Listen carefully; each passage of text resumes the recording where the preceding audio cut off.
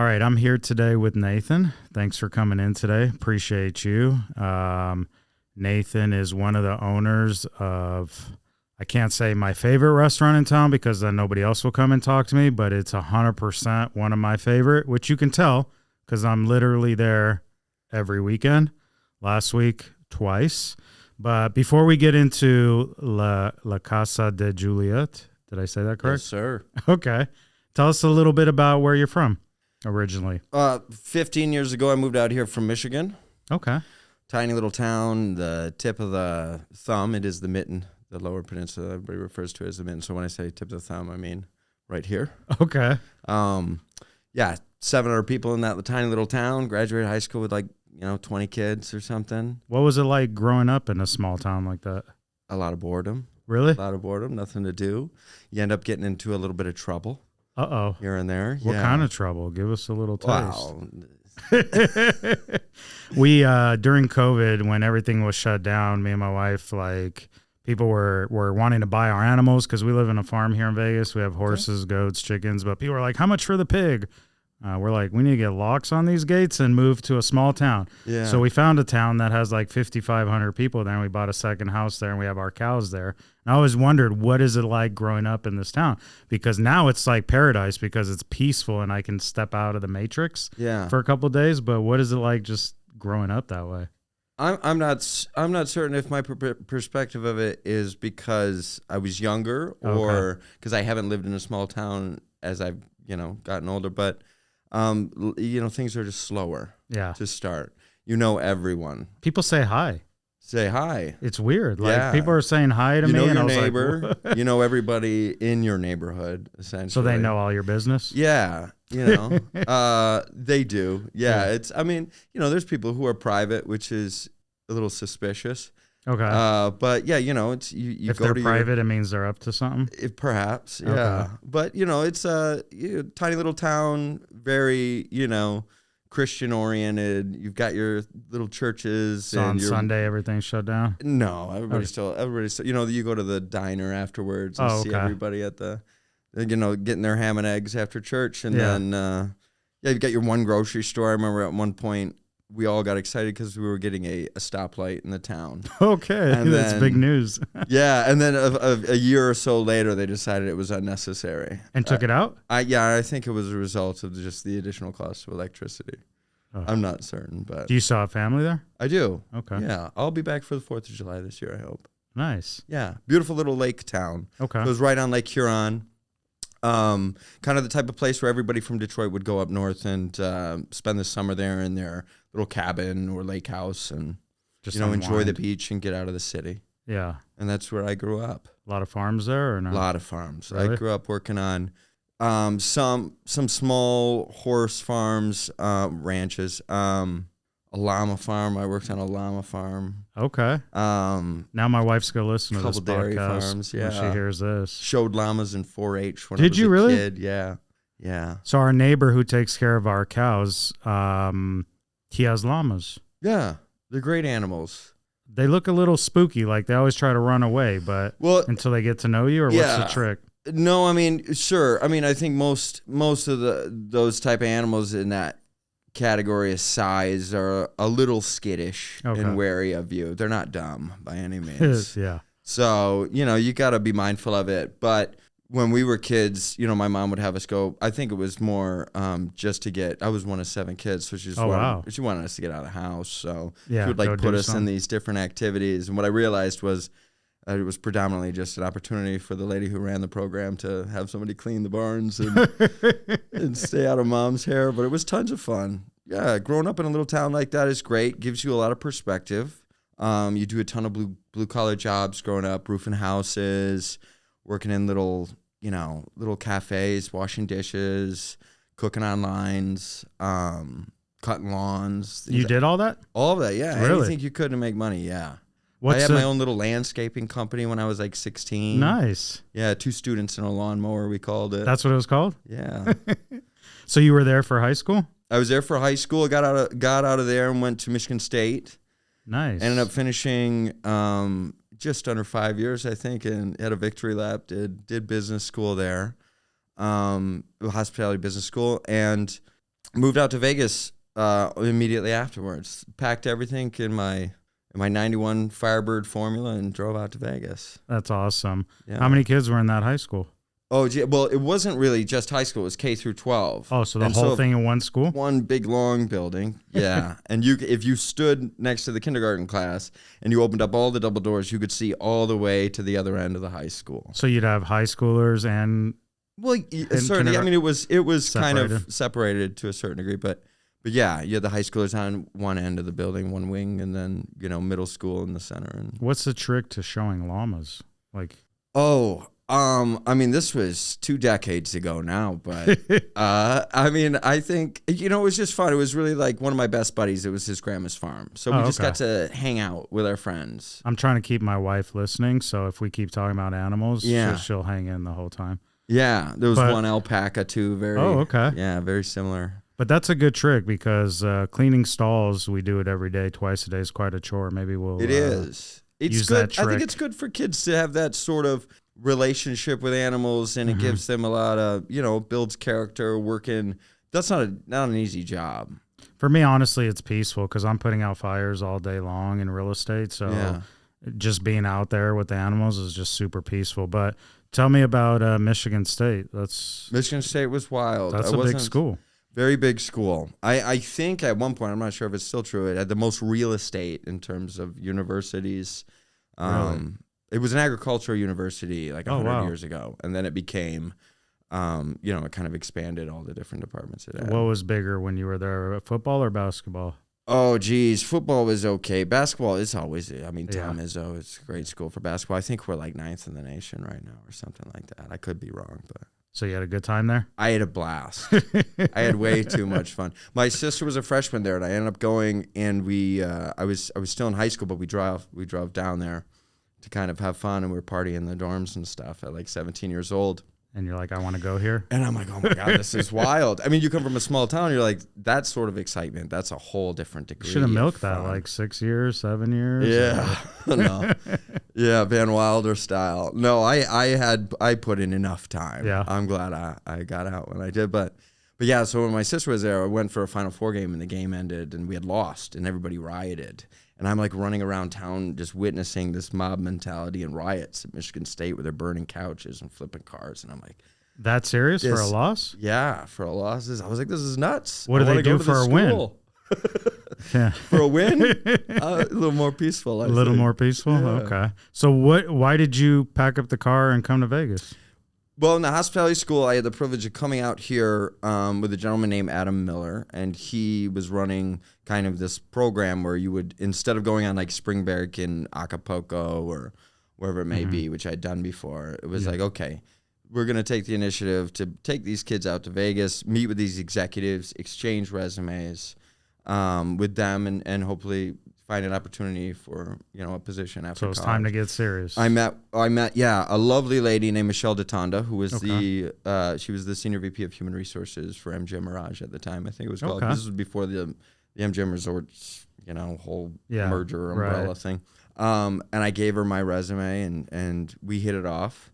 And I decided. Did you list all those jobs that you were doing with what was it, two students? Geez. No, I mean, I was bartending in college. Oh, were you? So that was the biggest thing that got me into it. I was in engineering at first, wasn't doing so hot in Calc 2, so I had to pivot. And then I did construction management, couldn't make a 10-20 class. And one of my all this time I'm bartending at a bar it was called Harper's in East Lansing. And one of my regulars, him and his wife would come in, and I had no idea he had any relationship to the hospitality business school.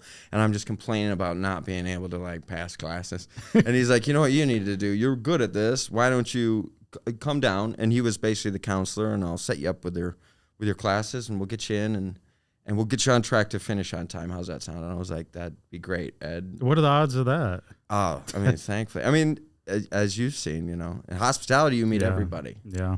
Yeah, so it changes your life. So Yeah. What was it like working as a bartender? It was great. It was great. It's not the healthiest job being a student bartender. Yeah. Probably makes some good money. It's probably hard to go to school. It's the best money you can make when you're in college. Yeah. And in the Midwest, you can start bartending at 18 years old. Really? Yeah. Yeah. And I had a job bartending. I did a couple gigs at this place called the Hitching Post in a tiny little town near ours when I was 17 in high school. Because nobody knew how old you were. So can you drink at 18? No. But you can bartend at 18? You can bartend. You tend to do both.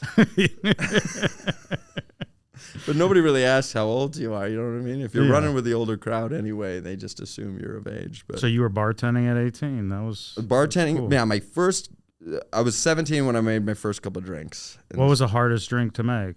You just didn't know. Order that, or people don't order complicated drinks. No, it's just bars. No, they want vodka sodas, maybe a kamikaze. Okay, so nothing crazy. Long Island. It's simple things. I started to expose myself. I mean, this was kind of when craft cocktails were starting to become a little bit more of a thing in other parts of the U.S. instead of just New York, San Francisco, L.A., etc. So, I'd pick up a magazine and look at some drinks every once in a while and get creative. But yeah, I mean, I really didn't have a fascination with them until I came out to Las Vegas. Okay, so you came into Las Vegas, gave them your resume. Where'd it go from there? I had a job in it was kind of like a temp job. She didn't expect me to give her a call, but I did give her a call. And she's like, okay, I'll get you this gig. I did promise you I would. Right. Because this was like 6 months later that I ended up like shooting her an email. And it was in processing for MGM.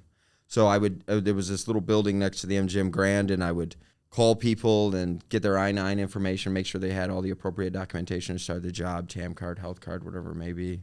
And then I'd schedule them for their processing and their first training day.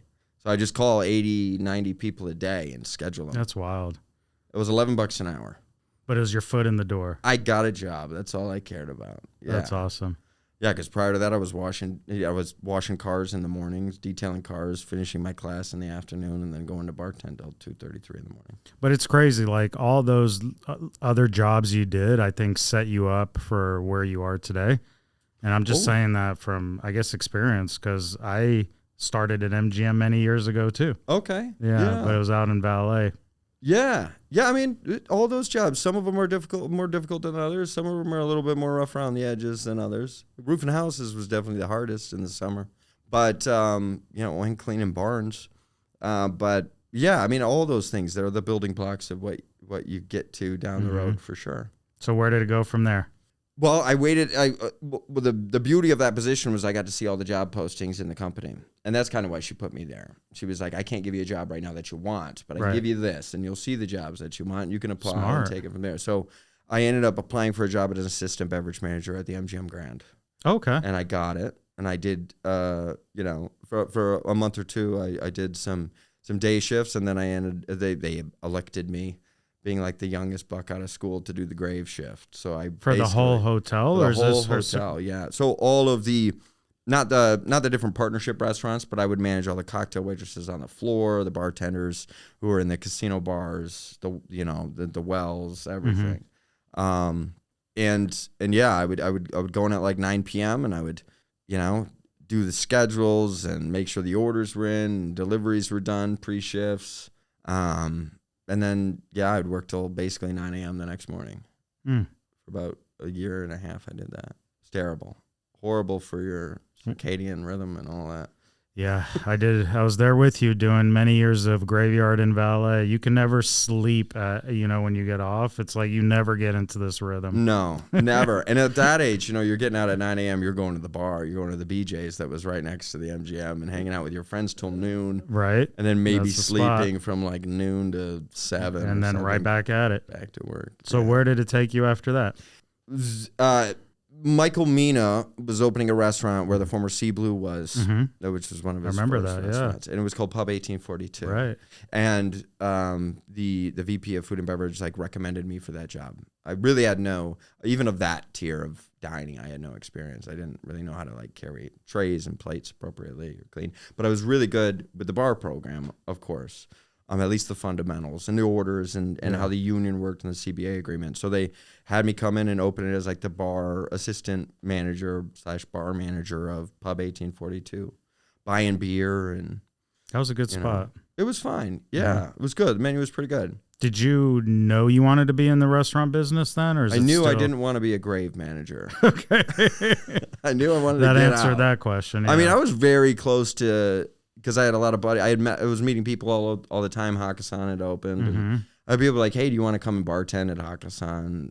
Seemed like a great idea, money-wise and all that.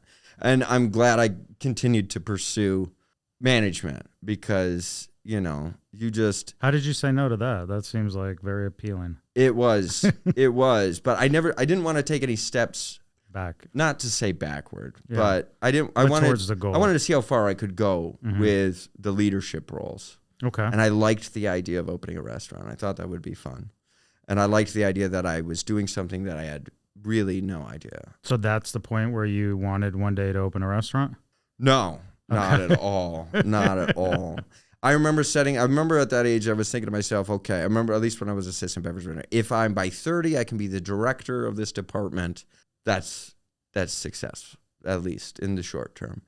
And I didn't even go that direction whatsoever. I jumped into restaurants, which was great because... Where did that turn? Well, why? Well, I mean, because they were going to pay me more. Okay. So they were going to pay me more to go to the restaurant instead of work the floor. So I was like, okay, great.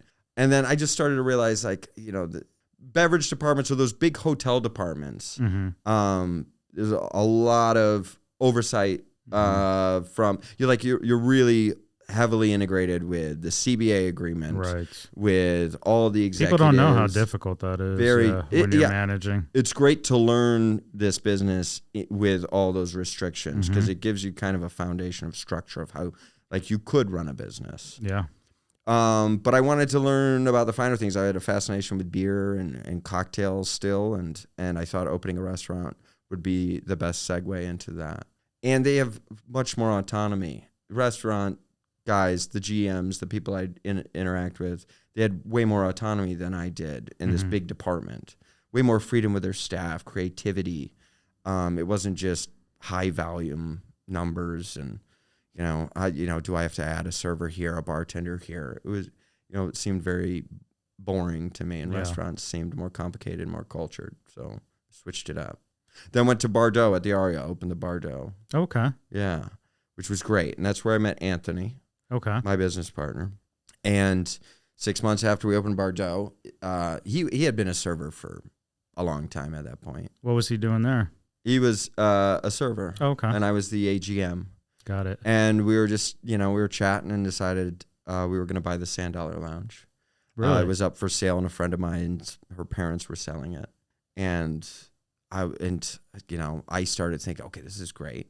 I mean, I had no money, but we were like, okay, this seems like a great idea to own a bar. Everybody wants to own a bar right? at that age. I mean, I was spending all of my money at bars, so I figured spend it at my own. At the very least, I'll just spend it at my place. Rob 'em from Peter to pay Paul. I like that. Yeah. So you guys bought it? We ended up. So me and the director of beverage, or the assistant director of beverage of Mina Group at the time, were chatting about it. We went and took a look, and I was in love. It reminded me kind of bars that could have been anywhere in the U.S. You walk into that place, it's like, okay, this could have been on the East Coast, Midwest. It had this charm about it. And it was a dump, though. Really? Absolute dump. Yeah, they were only open 3 days a week. I think just Thursday through Saturday. How do you make money opening 3 days a week? That's tough. They weren't. That's why they wanted to sell it. So, like, and they were, a lovely couple. And I was like, sell this. I went up to them one night. I had a couple of Pabst Blue Ribbons, and I saw them across the way, and I'm like, that's got to be the owners. I'll go ask them if we can buy this bar. So I just went up, had, a little liquid courage, and I was like, don't sell this bar to anybody else. I want to buy it. I'm friends with your daughter. You knew it was for sale? I knew it was for sale. They put up like a newspaper listing. Yeah. And I was like, please sell me this bar. Give me a little bit of time. I'll get the money together. And we didn't have any money. So I'm like thinking, I'll go sell my car and figure out how to put aside a little bit of cash maybe and find some investors. And then I go back to work, and I'm talking about this at work, and I'm all excited. And, Anthony's like, I don't want to serve anymore. And he was, I think he was engaged at that time. He's like, I'll go to my, future in-laws and ask them if they're interested. Maybe they're interested. And they were. And so, really? Yeah, I ended up having a little Zoom call with them or something. And they were they were very impressed with how we kind of carried ourselves on the call, and they trusted Anthony's judgment. And your experience, I mean, I had a fair amount of experience, not nearly enough, but I had a fair amount for my age. I was 25. Oh, okay. So, but I had been in and out of restaurants and bars for 10 years at that point. I started washing dishes when I was at least 15 after church. So what year was this when you guys bought it? That was 2015. 15, wow. So we've had it for 10 years. Wow. 9/11. Tell us a little bit about the bar. I haven't been there yet. Oh, you haven't been in the Sandow? No, I want to bring my team. Tell me a little bit about please. it. Yeah. Yeah, it's an institution. That bar's been around since 1976. Where's the location? Spring Mountain and Polaris. Spring Mountain and Polaris. Okay. Probably could have led with that. Yeah. Right off the... I know. Right when you get off the highway. Okay. Right. It's basically the head of Chinatown. And when we went in, I mean, its claim to fame was Bar Rescue. It was like this first season, 3rd episode of Bar Rescue or something. Really? So that show was really hot at the time. And they're still making episodes. I'm going to watch that tonight. Yeah, it's very interesting. There was like a gynecologist or something who owned it, and like the big dramatic plot twist was like him saying something inappropriate. And I don't want to bring that up. Okay. But watch the episode. It's interesting. They didn't rescue the bar, right? Well, no, maybe not. They changed a bunch of things up. They called it Bar 702 because at the time I think it was called. But it's not the owners you bought it from, right? No, it went through a lot of hands. I don't know if some of these things are just rumors, but I mean it must have gone through 4 or 5 different hands in a decade at that time. I mean, it was a bit of a dump, but you've made it successful the last 10 years. In the 70s and 80s, I think it was just a biker bar. It was a biker bar. Is there any cool pictures of it back then, or? Yeah, you can see some. That we still have. Like I have a coin that they used to put in the gaming machines. Nice. That a buddy of mine found in a shop and bought it for us. That's cool. And then you can see some of the old photos. Not dramatically different. I mean, when we went in, we had to clean it up, and we were all coming from fine dining, so to speak. Mm-hmm. Anthony had been in fine dining. There were 3 partners at the time. Now there's only 2, but it's just me and JMO. But we were like, okay, let's create a proper cocktail bar, but keep all the other elements of this bar that people love, the live music, the charm where anybody can come in after work, and then let's draw all our industry friends in and get them, make it a place where people can come and gather after work for the most part. And that's what we did, and it just build. And over the years now, now we're, one of the most popular bars to go through during the holidays. We do these big Christmas pop-ups called Miracle. We'll have 1,000 people come through on a Friday easily. That's awesome. Yeah, it's wild. So it ended up being, that was the most pivotal thing that happened to me in my career, was that decision to buy that bar. Because it gave me this whole new way of looking at running a business. Yeah. Run it like you own it, regardless of who you work for. Right. Like if you're a assistant manager at the MGM, like run your department like you own it, and you'll be successful. That's probably, even if someone's writing you a check. That's probably the best advice you can give people. Yeah. I mean, act as if you own the place, and exactly. Then people will follow you when you do, and you're prepared for that moment. So that's pretty incredible. What's the hardest thing about owning a bar or running a bar? Oh, well, I mean, I wouldn't recommend this industry to anybody. I wouldn't. It's very challenging. A lot of hours. So emotional intelligence, maintaining that. There's no balance. It's a lifestyle. I always tell anybody who's thinking about it, I'm like, this is not a job. Yeah. When you do this, when you commit to this is a lifestyle. You wake up. This is part of your lifestyle, because if you don't change the way you think about it, it'll run you ragged. It'll destroy you. Because there's no personal time. You're going to be texted by everybody. Yeah. There's going to be a fight. There's going to be someone sick. Someone's going to trip. Someone's going to, you're going to have an employee who's drinking on the job. Someone's, whatever it may be, So that's not just in the movie, bar fights? That happens in real life? I thought that was just in movies. I think the most recent fight we had was maybe a month ago. Really? Yeah, probably right before Christmas that week. Yeah. Or nothing crazy. What's wild is, coming from the Midwest, there's way more fights in the Midwest than there is in Vegas. There's not a lot of bar fights in Vegas. What's the key to breaking up a bar fight? I mean, making sure it doesn't start in the first place. The key is nobody needs to touch each other. How about let's set that rule right out of the gate. Right. If you see someone who's upset or it's gonna escalate, just try to find a way to calm everyone down. Yeah. Be the friendly orator in the situation. Yeah. You know, get everybody to try to eliminate as much ego as possible. Have humility. Don't let your ego get involved. The goal is just to get them out the door and on their way. Yeah. Then your problem's solved. Right. You're never going to solve anything by it getting physical. Yeah, for sure. I bounced for a little bit in college too. Did you? Okay. I was always the smallest bouncer. And I realized I saw a guy get a bottle broke over his head, one of my buddies. A bottle broke over his head. The bottle smashed and cut. His ear was like hanging. And I'm like, oh God, I got. Was that your last day? I was like, well, I went to the owner. Well, then it was like that same weekend I saw one of the bouncers like push a kid who was like getting violent in the line with another guy, push the kid. He goes stumbling into the street and gets hit by a car. Oh, man. Like flips over the hood. He was fine. He's way more limber at that age, you know, but he wasn't like in the hospital or anything afterwards. But I was just like, what am I doing? This is terrible. So I went to the owners the next day. I'm like, I don't want to bounce anymore. I need a job. You either make me a bar back or a bartender or I'm quitting. And she's like, okay, you can be a bar back to start. And then 2 weeks after that, she made me a bartender. So you're perfect to train bartenders. You got all the experience. There's guys with more experience than me for sure. Chase has a wealth of knowledge with cocktails and spirits and things. Yeah. I had to distance the more you get into the operation side of things, you have to distance yourself from the craft a little bit. Mm-hmm. You know, you can find the things that you maintain a curiosity about, and, you know, you sit in on tastings and learn about, you know, different tequilas and mezcals and all sorts of different spirits, especially up there. But the primary focus when you get kind of into the ownership role, and it's just, you know, okay, I'm usually just a problem solver. How am I with the staff, with insurance, so I'm the guy in the businesses that generally kind of handles insurance, legal issues.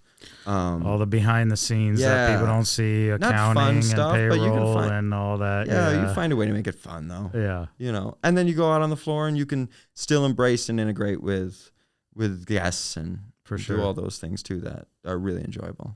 But I feel like what you're talking about, obviously I'm in real estate.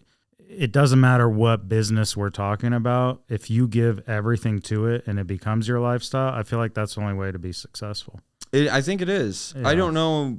Yeah, no, because anytime that I deviate a little bit from that mindset, I fall off of just and I can sense it. Yeah. And I'm like, ooh, I'm behind. I'm not making this my priority.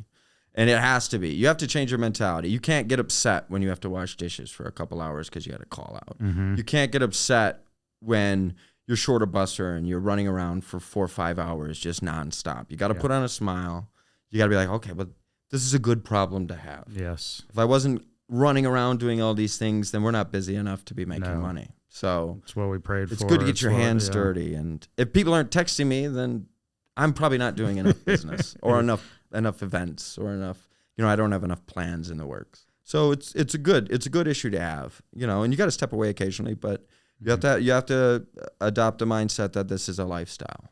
For sure. So how did it go from a Sand Dollar to La Casa de Juliet? Well, JMO ran the Sand Dollar.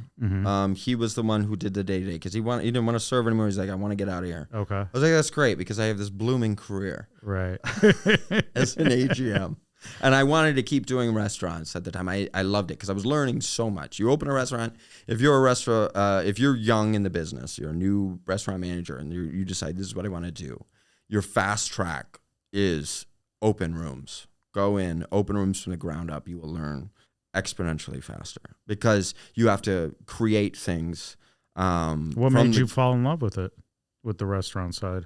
I loved the intensity, the teamwork in the beginnings. I loved the openings. That's what the romance was in the openings, the creative, the, you know, all the little finishes and the details in a room. Right. You know, the pinstripe brushing, the scheduling, you know, meetings with people who were selling us, you know, different dishwashers or refrigerators and kind of figuring out which one was the best, which company was the best. All these different, you know, problem solving and then putting the team together. Right. It's like, you watch the superhero movies where all the different, the guy who basically starts with nothing and then he's traveling the world and he's meeting all these other people. And then finally they have the Fantastic Four or something like that.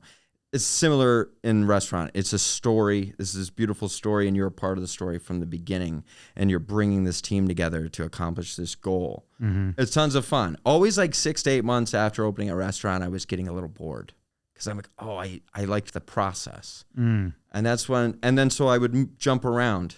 And then MGM, I ended up going to Sage after that. So I continued to pursue restaurants. Okay. I jumped to Sage, which was downstairs. It was an amazing fine dining restaurant. They just threw me in there as the GM. It was kind of failing at the time. You just kept seeing declines in revenue.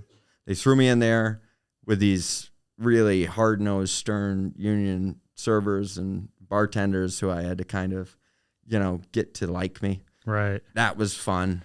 But you had the experience from MGM. I had the experience from MGM. Yeah. I mean, it was still under the MGM umbrella. And then Ari Castrati, he was either the VP or he had gone corporate at the time with MGM. He started putting me on different task force, going and opening like MGM Park.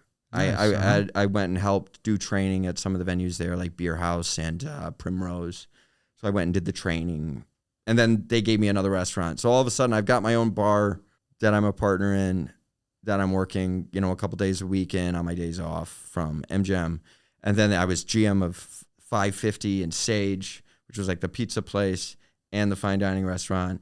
And then on top of that, I'm going and doing trainings and openings for MGM Resorts. That burned me out. And I'm like, a buddy of mine called me and said, you want to go to Hong Kong and bring Mott 32 to Vegas? And I was like, is it a Chinese restaurant? He's like, yeah, come to Hong Kong for a couple months, and then we'll bring this brand to the U.S. And so I 9 days later jumped on a plane for Hong Kong. Yeah, for a couple months. For a couple months, just lived in Hong Kong and learned about dim sum and all sorts of China, all the different regions, Szechuan food. Yeah.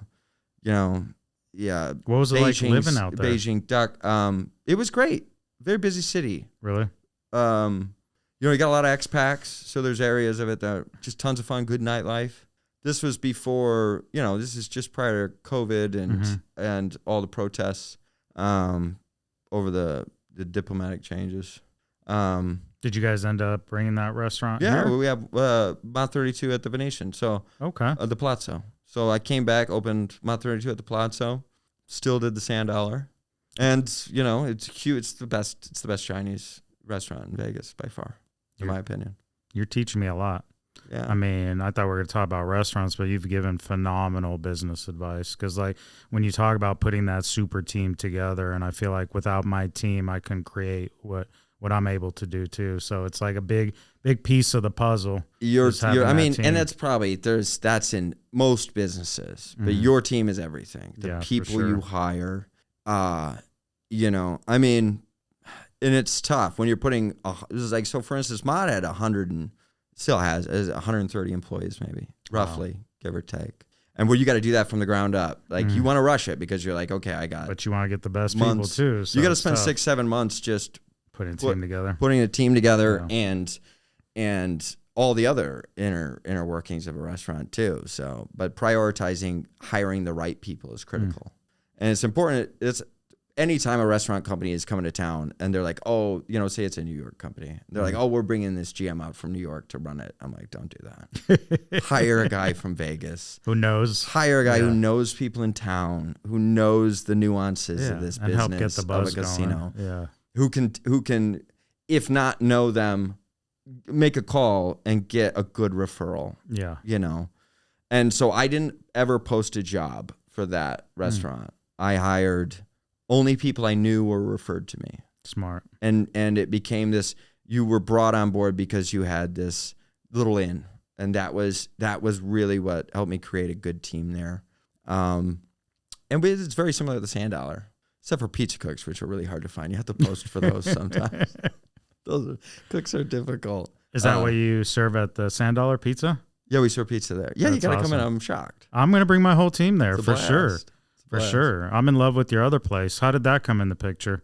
Well, JMO and I, Sand Dollar's up and running for 8, 9 years, whatever. 10 years now, obviously. But maybe 3 years ago, we started thinking maybe it's time he always wanted to do a restaurant. He wanted to do a Spanish tapas restaurant. Okay. And I was like, I like that. But like at our core, we knew French American food really good. I had worked in a lot of French American restaurants.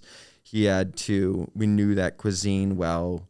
And I think that would have been, so we started shopping around. We're like, and a lot of our friends were French chefs too. If they weren't French, they knew French cuisine. Right. So we're like, well, maybe we open. So we started shopping around for a French restaurant, a location, and we got through like all the hurdles at the early stages of opening that place, just up to like kind of signing the lease. And the landlord at the time didn't want to sublease it to us because I think he was waiting to get a better rate. If there were changes in who held the lease. Right. So he didn't want us to sublease it. And I was really bummed. The whole creative process, you get so excited. Right. And again, that was my favorite part of it. Right. Oh, what are the walls going to look like? Aesthetically, what's the music going to be? We have this new empty room and we're going to, it's like creating a painting almost. And once you get the gears turning and you have that kind of entrepreneurial mindset, it's hard to turn that off. So it was very frustrating for me when that didn't go through. Yeah, I can imagine. And, so we took like a 6-month break mentally. And all of a sudden my buddy, he does commercial real estate. He shot me a text like, hey, we got this space. And when you're in the business and they know you own the Sand Dollar, we were known for owning the Sand Dollar. Right. They're like, okay, well, that's successful. They can be successful somewhere else. And if you've got this guy who's, he's constantly shopping for tenants and commercial real estate to do restaurants and stuff. They want somebody who has a track record, right? So after a while, after 10, at that time it was 7, 8 years, whatever, they're going to start texting you regularly, like, do you want to check out this? Do you want to check out this? Right. And at that point, I was like, yeah, I'll check out anything you got. I'm ready to go. So, and we, first he tells me it's up in Centennial Hills. I'm like, the only time I even drive up there is if I'm climbing Charleston or I'm golfing at Paiute. Right. I'm kind of just driving past. But I mean, year after year, there's just more houses up there, more roofs, more development. And when I went to see the space, just the quaintness of that little street, Norman Rockwell, it's beautiful. I'm in love with that shopping center. Yeah. I don't feel like I'm in Vegas when I'm there. It's exactly. I bounce from that Thai restaurant next door to you to your restaurant, and I just love that shopping center. I was like, I don't know. It's just that it's beautifully done. Yeah. You turn that corner, you get off the highway, right? You're seeing the mountains. You turn that corner, and you're all of a sudden, where am I? This is aesthetically, the buildings are a little bit different. So when you saw it, you're like, this could work. Yeah, it had that same kind of charm I felt when I had walked into the Dollar that first time. It's like, ooh, you felt it was the one. Yeah. This has a story behind it. I want to be a part of this community. There's nothing else up there. The Thai is great, obviously, but like in terms of like, you go to the Arts District or you go to Spring Mountain, like it's riddled with great places to eat.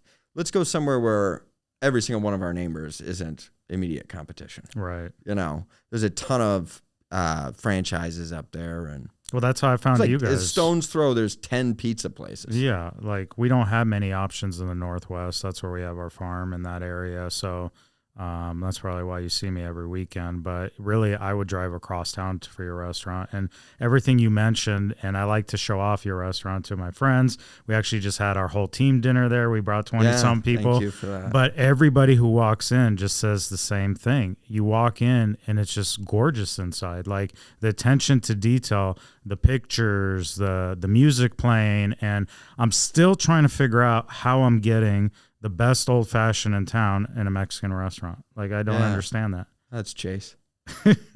You got to do proper cocktails. It's you can't not. If there's a way to do it. But it's perfect every time. Yeah. Well, if you go somewhere else and they're making it wrong, it's just whoever owns it, whoever's managing it, just either wasn't properly trained or. And people have their own way of doing it, but there is a way to do an old fashioned. But the attention to detail, I mean, like, give me a nice big cube. Like, as soon as you're throwing a bunch of ice and I'm like, I'm done, right? Yeah. So you have the nice cube. Then he's peeling the orange instead of using, like, a dried orange. Yeah. And, I mean, I don't know. It's perfect. And I love steaks, so I'm trying a lot of restaurants for that specialize in steaks, but yet you guys have the best hanger steak. And it's man, the hanger. I tell everyone. Well, my favorite when we were at MGM was craft steak, and I used to get the hanger and the skirt there. Mm-hmm. So now, like, that's what I'm getting at your place every weekend. And it's $22. It was genius. JMO decided to put that on the menu a couple months ago. And the fries are wonderful, the seasoning on the fries too. But that hanger is perfect, medium. It's tender. It's plenty of food. You know, you get a couple apps that you share. Mm-hmm. And that we wanted that restaurant to be family style. And I think it's the best. One of the influences was with Mott, everything was family style. And I was so used to, for so many years, doing like French American dining, where you get your own individual plate, or you're doing a tasting menu. And it seemed very like rudimentary. Right. And when I switched to Mott, it exposed me to the family style dining, which is a part of that culture. You get a ton of food on a flow all at once. Everybody's grabbing and passing and sharing. You get bites of this, bites of that. And that is a totally different, it's more of an experience that's not just about the plate, but about sharing the cuisine as a family or as a group. And I wanted that with Mexican food. And JMO, you know, his grandma Julie used to cook for them. Oh, really? And it was for like all the kids. And then it made me think, oh, you know, when we did taco night in the Midwest, which was nothing like Juliet, but like my mom it was 7 kids. So everybody would gather. Everybody was so excited. She had a giant pan of meat. Right. And then you get in a little line and you put your cheese and your sour cream and your lettuce and your tomato. And it's just a fun experience. Mm-hmm. And I'm like, so how can we bring traditional ingredients and food and make things from scratch and do them properly? How can we incorporate that with everybody's kind of wonderful memories of eating Mexican food at home, either with their grandma or, you know, with all their brothers and sisters? You know, taco night at home in the Midwest was a great thing, even though back then I had like the little packets of the seasoning and stuff, which is probably terrible for you. But yeah, how do we bring that together? Because you don't want to just have, you can't just have good food. You have to have, there has to be a reason behind everything you're doing, with how you make the drink, to like why we're sharing the food. I'm not sharing my hanger though. I'll tell you that. The hanger's different. Now you could, but the hanger's kind of an individual dish. But I tell my wife, don't even look at my hanger there. But the apps, all shareable. The wings, I've been in town here for probably a little over 20 years, maybe a little longer. We've always looked for the best chips and salsa in town, and I really think you have them. Thank you. And the fact that it's not generic, they're like big chips and they have the seasoning on them and the guacamole and the salt. I'm getting hungry right now, but it's just, everything's perfect. And the attention to detail, it just feels like you're at a fine dining restaurant. I mean, the pickled vegetables, just like the sides that come, it's just, we're in love with your place. So you put a great thing together. Belinda, who served us the first day, and I'm like your energy, like, forget the food, makes me want to come back here every weekend. On top of the food, now I'm hooked. But you put something amazing together over there. Thank you. Yeah. I mean, a restaurant, and I learned from a lot of good guys, thankfully, great mentors over the years. But a restaurant should be like people are coming to your home. When they walk in the door, they're coming to visit you at your home, and you have to treat them like that. You created that, and like I even see you running around sometimes. Oh yeah, I'm always running around. If I'm not running around in the front, I'm either fixing some problem in the back or washing dishes. Yeah, yeah, but yeah, no, it has to be. And you got to touch tables. I mean, I sat with some of our regulars yesterday. Had a little half glass of wine at the end of the night before I went home, and you have a great bar there. I mean, first of all, it looks gorgeous, but we went and filmed a video there, so that'll be on YouTube. I think. You know, they were making me the old fashioned there, so I'll see that on video. But I noticed a lot of regulars at the bar. Yeah, there's a lot of regulars. That's all Chase, Chase and Brian and those guys, Yeah. Regulars are key. You know, you have to have that good, strong base of people that come in, like yourself, that come in on a regular basis. Especially in the first, in the infancy of a restaurant. Everybody says, the first 3 years. I don't know statistically. I can tell you that, like, you're going to know if you're either going to make it or break in the first year and a half. Yeah, I think, unless you really pivot on strategies and marketing or even your brand. Right. It's very tough business. I would not recommend it to anybody to go in, lackadaisically and be like, I go to bars all the time. Well, I want to own a bar. It's like, ugh, or a restaurant. It's I very never difficult. knew what it was like until I had a couple clients who own restaurants, and then one of my agents on my team owns a Thai restaurant, and I just you're constantly going. There's so many components to it that are, your success really rests on, the turnover in your staff. The front of house and the back of house. You have a turnover, a couple of cooks in the back of house. Like now you got to worry about the quality of the food for the next month and a half, 2 months while you're training people. Yeah. You have a little turnover in the front of house. Now all of a sudden you're wondering whether or not the spiels or the services is excellent. So you're constantly, it's a balancing act. The prices of food, of booze, it's always fluctuating. And on top of that, your overhead's pretty steep. And then the price of labor's gone up significantly in the last couple of years too. So it's very tough business, but it's fun. It's fun. You gotta, you can't, and I alluded to this earlier, like emotional intelligence is critical. Otherwise you'll fall apart. You gotta have very good temperament and for sure be mindful of your team. Make sure your team is taken care of and people enjoy working together. If you create a room where people enjoy working together, that's the cornerstone of like a successful restaurant, because that is just going to emanate throughout. There's going to be a different energy when people walk in, like you mentioned. You feel it. You feel it when you walk in. When's your book coming out? You got a lot of good stories. Oh. And you can write a business book. I mean, you were dropping knowledge today. But back to the restaurant, what's your favorite meal there? Ooh. For somebody coming for the first time. Oh.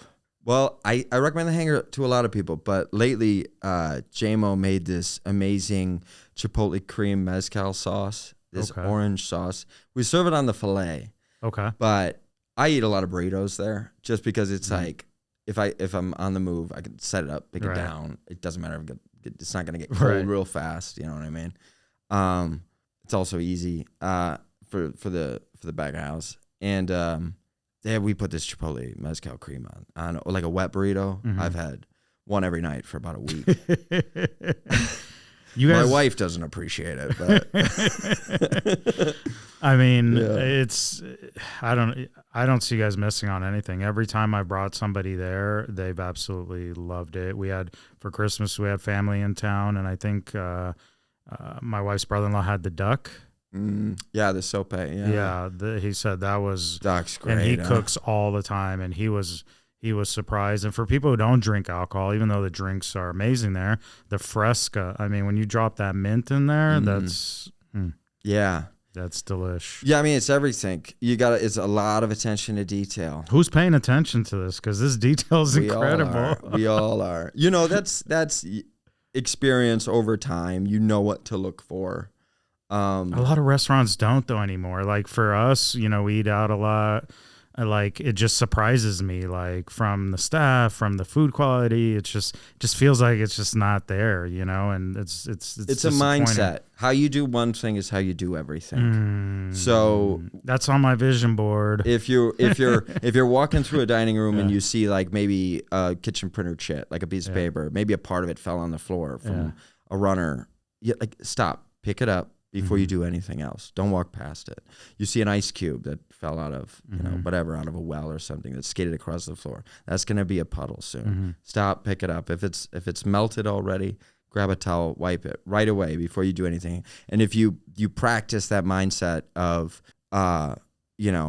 addressing that task right away, then the detail of things kind of comes into order with every other different facet of the businent. I tell a lot of people that Nike's slogan, just do it. Like, just if you don't do it right now. Leave not for tomorrow that which can be done today. Benjamin Franklin, I think. I love it. Love that quote. Desserts, incredible. Yeah, the flan. Well, so I would always go to, and I think, I wasn't an expert in Mexican cuisine when we opened that by any means. Couldn't tell. Well, we had started with a very good chef. For the first 6 months, we met with our friend Gary Lamort, who was a former Mina executive chef, and me, Chase, JMO, we'd go up north. I think it was U.S. Foods. They'd let us use their kitchen, and we would practice different dishes that we thought would be interesting. And Gary and us kind of worked on this menu, and then we brought in Chef Lalo, who was a great influence for us, and kind of helped helped kind of curate things and give us some insight on what was more traditional. But that flan, Roberto Liendo's restaurant, EDO, did you ever dine there? I haven't. Well, it's closed now, but Chef Oscar has a new restaurant, which you should definitely try. It was right on the corner of Jones and Spring Mountain there. Okay.